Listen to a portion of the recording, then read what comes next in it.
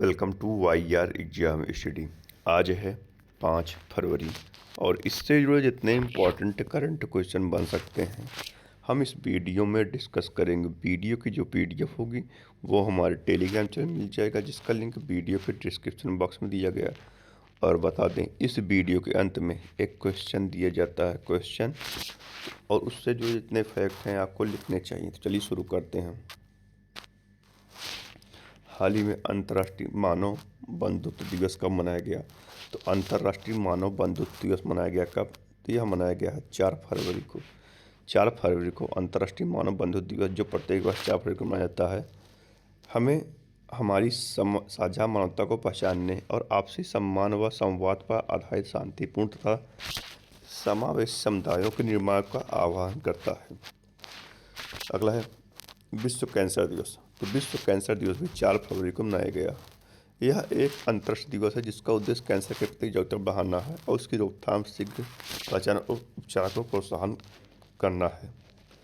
अगला है हाल ही में किसने भारत का पहला RRB साहब ब्रांडेड रुपए क्रेडिट कार्ड लॉन्च किया? तो किसने लॉन्च किया? यह किया है किसने? त्रिपुरा ने। त्रिपुरा ने जो है भारत का पहला RRB साहब ब्रांडेड क्रेडिट कार्ड रुपए लॉन्च किया है। अपने स्वर्ण जयंती 50 वर्ष के ऐतिहासिक अवसर पर त्रिपुरा ग्रामीण बैंक ने अपने प्रायोजक बैंक पंजाब नेशनल बैंक के सहयोग से भारत का पहला क्षेत्रीय ग्रामीण बैंक सह ब्रांडेड रुपए क्रेडिट कार्ड लॉन्च कर महत्वपूर्ण उपलब्धि हासिल की है। त्रिपुरा, ये मैप में त्रिपुरा। कैपिटल क्या है? अगरतला। CM कौन है? मणिक और राज्यपाल कौन है? इंद्रसेन रेड्डी। हाल ही में किस पोर्ट को स्वच्छता पखवाड़ा 2025 में साल का सबसे स्वच्छ पोर्ट चुना गया? तो किसे चुना गया है? यह चुना गया, किसे जानते हैं? यह चुना गया है पारादीप पोर्ट को।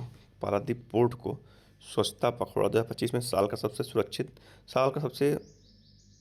स्वच्छ पोर्ट चुना गया है। तो भारत की स्वच्छता और सतत विकास अभियान के तहत पारादीप पोर्ट प्राधिकरण ने उत्कृष्ट प्रदर्शन करते हुए स्वच्छता पखवाड़ा पुरस्कार 2025 में प्रथम पुरस्कार जीता है और देश का सबसे स्वच्छ प्रदर्शन करने वाला प्रमुख बंदरगाह बनकर उभरा है।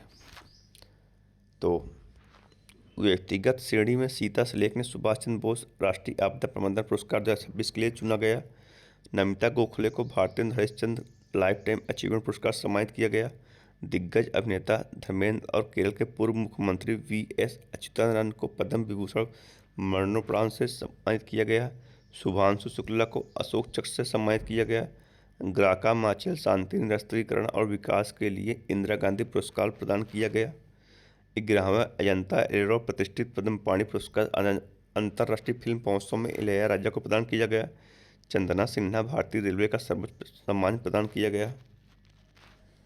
तो अगला है हाल ही में सॉलिड फ्यूल डक्टेड रैमेज टेक्नोलॉजी का सफलतापूर्वक प्रदर्शन कहाँ किया गया? तो कहाँ किया गया? किसने किया? यह किया है DRDO ने किया। और कहाँ किया गया? ये जानते हैं कहाँ किया गया? यह किया गया उड़ीसा में किया गया। तो उड़ीसा में DRDO ने solid fuel ducted ramjet technology का सफलतापूर्वक प्रदर्शन किया है। और ये है जो रैमजेट टेक्नोलॉजी है, यह जो है जानते हैं रक्षा अनुसंधान और विकास संगठन DRDO ने 3 फरवरी 2026 को उड़ीसा के चांदीपुरम से सॉलिड फ्यूल डायरेक्टर रैमजेट तकनीक का सफल प्रदर्शन किया। SFDR तकनीक के माध्यम से लंबी दूरी की हवा से हवा में मार करने वाली मिसाइलों के विकास का मार्ग प्रशस्त होगा। तो अगला है हाल ही में भारत के देवनीमोर बुद्ध अवशेष पहली बार किस देश भेजे गए? तो हाल ही में भारत के देवनीमोर बुद्ध अवशेष कहाँ भेजे गए हैं पहली बार? तो यह भेजे गए कहाँ जानते हैं? यह भेजे गए हैं श्रीलंका। भारत ने पहली बार देवनीमोर बुद्ध अवशेष को विदेश भेजा है, जिसके अंतर्गत कोलंबो के गंगा रामया मंदिर में एक सप्ताह तक प्रदर्शनी आयोजित की गई। श्रीलंका भारत ने श्रीलंका के लिए $450 मिलियन के राहत पैकेज की घोषणा की। विदेश मंत्री S जयशंकर प्रसाद ने श्रीलंका में 120 फीट की दोहरी कैरिजवे बेली ब्रिज का उद्घाटन किया। भारत और श्रीलंका का भी संयुक्त सैन्य अभ्यास मित्र शक्ति 2025 का कर्नाटक के बेलगावी स्थित फॉरेन ट्रेड नोड में हुआ। भारत वित्त पोषित बहुजातीय त्रिभाषी स्कूल का उद्घाटन श्रीलंका में किया गया। भारत ने श्रीलंका के साथ मन्नार आपातकालीन देखभाल इकाई के लिए समझौता ज्ञापन पर हस्ताक्षर किए। पर्यटन को बढ़ावा देने के लिए श्रीलंका 40 देशों को निःशुल्क वीजा देगा। श्रीलंका में अशोक स्तंभ की एक प्रतिकृति का अनावरण किया गया। श्रीलंका, ये है मैप में श्रीलंका। श्रीलंका कैपिटल क्या है? कोलंबो। करेंसी क्या है? श्रीलंकन रुपये। पीएम कौन है? हरनी कुमार अमरसूरिया। प्रेसिडेंट कौन है? अनुराग कुमार दिसानायक। मित्र शक्ति युद्ध अभ्यास भारत और श्रीलंका के बीच में होता है। और कच्छ द्वीप जो 285 एकड़ में है, इसे भारत और श्रीलंका को दे दिया गया था। तो अभी भारत, मालदीव और श्रीलंका के बीच में दोस्ती अभ्यास का 17वां संस्करण माले में आयोजित किया गया था। ठीक है, अगला है, हाल ही में कहाँ छठी बैडमिंटन एशिया टीम चैंपियनशिप का शुभारंभ हुआ? तो कहाँ छठी बैडमिंटन एशिया चैंपियनशिप का शुभारंभ हुआ? तो यह हुआ, जानते कहाँ? यह हुआ चीन में। एशिया के शीर्ष पुरुष और महिलाओं की टीम के साथ छठी बैडमिंटन एशिया टीम चैंपियनशिप का किंगदाओ में शुभारंभ हुआ। किंगदाओ जानते हैं कौन सा शहर है?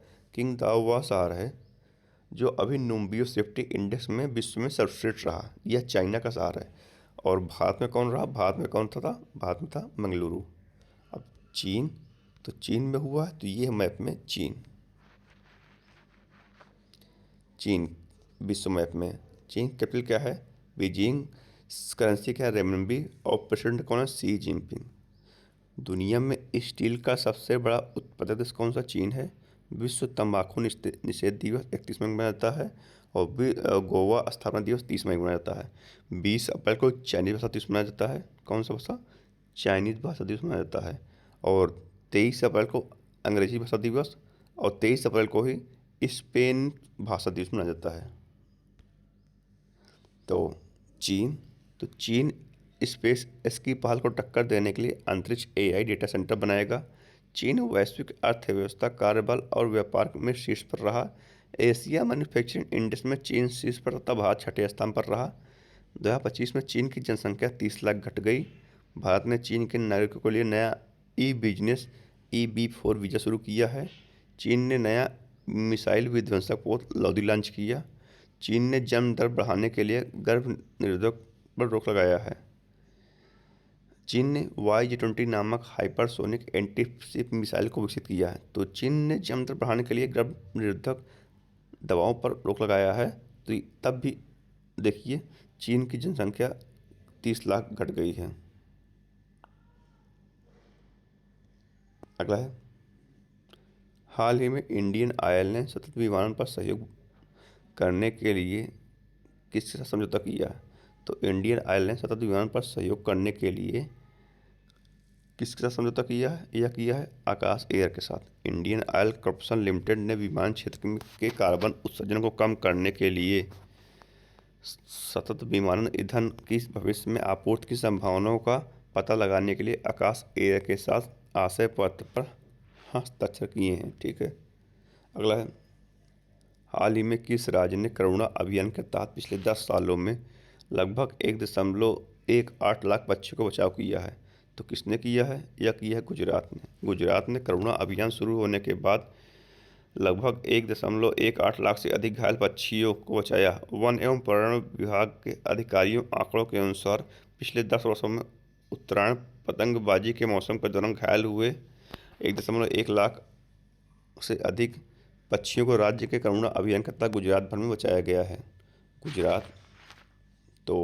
गुजरात के कच्छ क्षेत्र में स्थित छरी छांड को रामसर आर्द्र भूमि घोषित किया गया। गुजरात में मुख्यमंत्री ग्रामोत्थान योजना शुरुआत की गई। मारुति सुजुकी गुजरात में कार्य संयंत्र में 35,000 करोड़ का निवेश करेगी।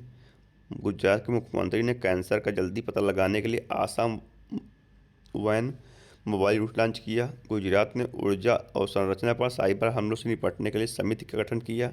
गुजरात के अहमदाबाद में 14वां फ्लावर शो आयोजित किया गया। गुजरात के गांधीनगर में भारतीय कृत्रिम बुद्धिमत्ता अनुसंधान संगठन स्थापित किया जाएगा। गुजरात, तो ये है मैप में गुजरात। कैपिटल क्या है? गांधीनगर। सीएम है भूपेंद्र भाई पटेल। गवर्नर कौन है? आचार्य देवव्रत। कपास के उत्पादन में गुजरात भारत में शीर्ष पर है। और गिर नेशनल पार्क में एशियाटिक लायंस पाए जाते हैं, जो कि यह गुजरात में स्थित है, गिर नेशनल पार्क। तो ये था करंट अफेयर। अब देखते हैं कल। तो कल के पहले देखते हैं प्रश्न का उत्तर।